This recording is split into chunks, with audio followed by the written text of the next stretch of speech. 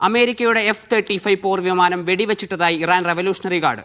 ആക്രമണം അമേരിക്ക സ്ഥിരീകരിച്ചു. ഇസ്രായേലിലെ ഹൈഫ റിഫൈനറിയിൽ ഇറാന്റെ മിസൈൽ പതിച്ചു. നാശനഷ്ടങ്ങൾ വിലയിരുത്തുന്നുവെന്ന് ഇസ്രായേൽ മാധ്യമങ്ങൾ റിപ്പോർട്ട് ചെയ്തു. വിവരങ്ങളുമായി MCA നാസർ ചേരുന്നുണ്ട്. MCA, വലിയ തിരിച്ചടിയാണ് ഇറാന്റെ ഭാഗത്ത് ഉണ്ടായിക്കൊണ്ടിരിക്കുന്നത്. ഇപ്പോൾ ഇസ്രായേലിലെ ഹൈഫ റിഫൈനറിയിൽ മിസൈൽ പതിച്ചു എന്ന് മനസ്സിലാക്കുന്നു. അവിടെ വലിയ നാശനഷ്ടങ്ങളാണ് റിപ്പോർട്ട് ചെയ്തിട്ടുള്ളത്. ഗോവിന്ദ്, തീർച്ചയായിട്ടും വളരെ ശക്തമായിട്ടുള്ള ആക്രമണമാണ് ഇസ്രായേൽ നഗരങ്ങൾക്ക് നേരെ പിന്നിട്ട ദിവസങ്ങൾ എണ്ണ കേന്ദ്രങ്ങൾക്ക് നേരെ ഇസ്രായേൽ നടത്തിയ ആക്രമണത്തിനുള്ള ശക്തമായിട്ടുള്ള തിരിച്ചടി എന്ന നിലയ്ക്കാണ് ഇപ്പോൾ ഹൈഫയിലും അതോടൊപ്പം തന്നെ മറ്റു ചില കേന്ദ്രങ്ങളിലും വ്യാപകമായിട്ടുള്ള ആക്രമണം നടന്നിരിക്കുന്നത്. ഇസ്രായേലിലെ 2 പ്രധാനപ്പെട്ട റിഫൈനറികളിൽ തീപിടുത്തമുണ്ടായതായിട്ടുള്ള റിപ്പോർട്ടുകളുണ്ട്. തീ നിയന്ത്രണ വിധേയമാക്കാനുള്ള നടപടികൾ പുരോഗമിക്കുന്നതായിട്ടാണ് ഇസ്രായേൽ നേതൃത്വം അറിയിക്കുന്നത്. അതോടൊപ്പം തന്നെ നിരവധി പേർക്കും പിന്നിട്ട് മണിക്കൂറുകളിൽ പരിക്കേറ്റതായിട്ടുള്ള റിപ്പോർട്ടുകളും തെല്ലവീവ് ഉൾപ്പെടെ അതോടൊപ്പം അസ്ദോദ്, അസ്കലോൺ ഉൾപ്പെടെയുള്ള വിവിധ നഗരങ്ങളിൽ നിന്നും റിപ്പോർട്ടുകൾ ലഭിക്കുന്നുണ്ട്. പിന്നിട്ട 2 ദിവസങ്ങളിലെ പിന്നെ ഈ ഒരുപക്ഷെ ഈ യുദ്ധത്തിന്റെ മറ്റൊരു വഴിത്തിരിവിലേക്ക് കാര്യങ്ങൾ നീങ്ങുകയാണ്. കാരണം ഊർജ്ജ കേന്ദ്രങ്ങളിലേക്ക് ആക്രമണം വളരെ വ്യാപിപ്പിക്കുന്നതിന്റെ ഒരു സൂചന ഇന്നലെ മുതൽ തന്നെ പ്രകടമായിരുന്നു. ഇന്നലെ രാത്രിയും ഇന്ന് രാവിലെയുമായിട്ട് ഗൾഫ് രാജ്യങ്ങളിലെ ഊർജ്ജ കേന്ദ്രങ്ങൾക്ക് നേരെയാണ് ഇറാന്റെ ഭാഗത്തു നിന്നുള്ള വളരെ ശക്തമായിട്ടുള്ള ആക്രമണം ഉണ്ടായത്. ഇതിൽ ഏറ്റവും കൂടുതൽ നാശനഷ്ടങ്ങൾ സംഭവിച്ചത് ഖത്തറിൽ തന്നെയാണ്. ഖത്തറിലെ പ്രധാന എണ്ണ കേന്ദ്രങ്ങളെ, വാതക കേന്ദ്രങ്ങളെ ഈ ആക്രമണം വളരെ പ്രതികൂലമായിട്ട് ബാധിച്ചതായിട്ടുള്ള റിപ്പോർട്ടുകൾ പുറത്തുവരുന്നു. ഇത് അന്തർദേശീയ വിപണിയിൽ വലിയ തോതിൽ പ്രത്യാഘാതങ്ങളും ചലനങ്ങളും സൃഷ്ടിച്ചു. എണ്ണവിലയും വാതക വിലയിലും ഗണ്യമായിട്ടുള്ള വർധന രൂപപ്പെട്ടു. ഇതോടുകൂടിയാണ് അമേരിക്കയിലും പരിഭ്രാന്തി പ്രകടമായിരിക്കുന്നത്. അമേരിക്കൻ പ്രസിഡന്റ് ഡൊണാൾഡ് ട്രംപ് തന്നെ രംഗത്ത് വന്ന് ഈ ഇറാനെതിരെ, ഇറാന്റെ എണ്ണ കേന്ദ്രങ്ങൾക്ക് നേരെ ഇസ്രായേൽ നടത്തിയ ആക്രമണത്തെ വളരെ ശക്തമായി തന്നെ വിമർശിക്കുകയുണ്ടായി.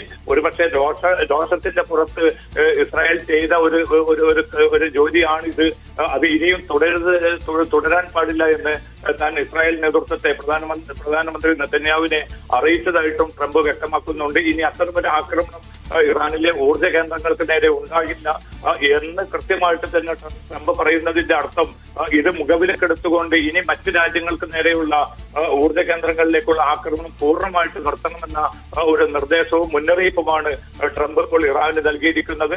അതേസമയം ഇറാൻ വീണ്ടും ഖത്തർ ഉൾപ്പെടെയുള്ള രാജ്യങ്ങൾക്ക് നേരെ, അവിടുത്തെ ഊർജ്ജ കേന്ദ്രങ്ങൾക്ക് നേരെ ആക്രമണം തുടരുകയാണെങ്കിൽ അതിശക്തമായിട്ട് തിരിച്ചടിക്കും. പിന്നെ വിവിധ കേന്ദ്രങ്ങളിലേക്കുള്ള ഇറാന്റെ എണ്ണ കേന്ദ്രങ്ങളിൽ അതിശക്തമായിട്ടുള്ള ആക്രമണം നടത്തുമെന്ന ഒരു മുന്നറിയിപ്പ് കൂടി ട്രംപ് നൽകുന്നുണ്ട്. എന്തായാലും കൂടുതൽ സങ്കീർണമായിട്ടുള്ള അവസ്ഥയിലേക്ക് 20 ദിവസത്തിലധികം പിന്നിട്ട ഈ യുദ്ധം മാറുന്നതിന്റെ സൂചനയുണ്ട്. ഏതെങ്കിലും അർത്ഥത്തിൽ ഇത് അവസാനിപ്പിക്കാനുള്ള നീക്കങ്ങൾ നടക്കുന്നുണ്ടോ എന്ന ചോദ്യത്തിന് ഇല്ല എന്നത് തന്നെയാണ് ഇപ്പോഴും ഉത്തരം നൽകാൻ സാധിക്കുന്നത്. പക്ഷേ ട്രംപ് വ്യക്തമാക്കിയിരിക്കുന്നത് ഏറെക്കുറെ തങ്ങൾ ലക്ഷ്യങ്ങളിലേക്ക് അടുക്കുകയാണ്. അധികം വൈകാതെ തന്നെ ഈ ആക്രമണം അവസാനിപ്പിക്കാൻ സാധിച്ചേക്കും എന്നൊരു സൂചന അമേരിക്ക നൽകുന്നുണ്ട്. പക്ഷേ ഇസ്രായേൽ വ്യക്തമാക്കുന്നത് ഇനിയും ഒരു 3-4 ആഴ്ചകളെങ്കിലും ഈ യുദ്ധം തുടർന്നെങ്കിൽ മാത്രമേ തങ്ങളുടെ ലക്ഷ്യങ്ങൾ നിറവേറാൻ സാധിക്കൂ എന്നതാണ്. അതിന് ഇടയിലാണ് ഇപ്പോൾ ഒരു അമേരിക്കയുടെ പോർ വിമാനം വെടിവെച്ചിട്ടതായിട്ടുള്ള വാർത്ത ഇറാൻ നേതൃത്വം സ്ഥിരീകരിക്കുന്നത്.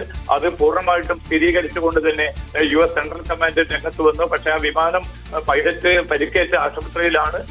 ആ വിമാനം സുരക്ഷിതമായി തന്നെ പശ്ചിമേഷ്യയിലെ തങ്ങളുടെ താവളത്തിൽ തിരിച്ചെത്തി എന്നുകൂടി US സെൻട്രൽ കമാൻഡ് വ്യക്തമാക്കുന്നുണ്ട്. അപ്പോൾ കൂടുതൽ വിവിധ തലങ്ങളിലേക്ക് ഈ ആക്രമണം വ്യാപിക്കുകയാണ്. ഈ ആക്രമണം ഈ സ്വഭാവത്തിൽ മുന്നോട്ട് പോവുകയാണെങ്കിൽ ഗുരുതരമായിട്ടുള്ള പ്രത്യാഘാതങ്ങളിലേക്ക്, പ്രത്യേകിച്ച് ഊർജ്ജ രംഗത്തും അതോടൊപ്പം തന്നെ ലോക സമാധാന രംഗത്തും അത് ഉണ്ടാക്കുമെന്ന മുന്നറിയിപ്പാണ് UN secretary general Antonio Guterres ഉൾപ്പെടെയുള്ളവർ നൽകുന്നത്. അന്താരാഷ്ട്ര ഊർജ്ജ സമിതിയും നിലവിലുള്ള സ്ഥിതിഗതികളിൽ അതീവ ഉത്കണ്ഠ രേഖപ്പെടുത്തിയിട്ടുണ്ട്. അജയ് ഗോവിന്ദ്.